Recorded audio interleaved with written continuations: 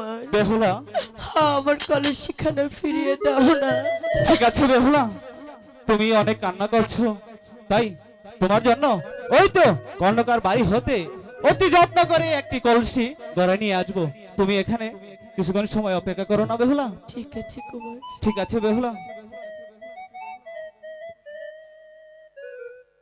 সখী, ছেলে দুটি যে বলে গেল, এখনো তো এলো না।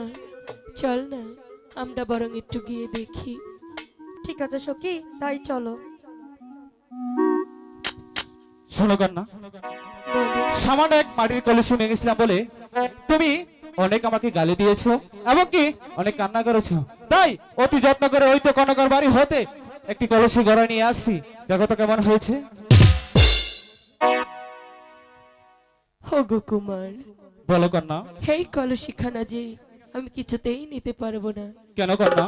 আমি তো দেখতে পাচ্ছি এই কলসিখানা স্বর্ণের, আর তাছাড়া এই কলসির গায়ে এগুলো কি লিখেছো তুমি? শোনো বেহুলা, তুমি আসলে একটি বোকা মেয়ে। কেন জানো? কেন? এই কলসি কখনো যদি হারিয়ে যায় তার জন্য আমি নাম লিখে দিয়েছি। যদি কখনো কলসি হারিয়ে যায় তাহলে নাম দ্বারাতে তুমি খুঁজে নিতে পারবে। ঠিক আছে। এই তো নাও কলসি। এই সখী, বলো সখী। চল, আমাদের তো চান করা শেষ, এবার আমরা প্রাসাদে চলে যাই। ঠিক আছে সখী, তাই চলো। দাঁড়াও না, চল না। দাঁড়াও। যে হে না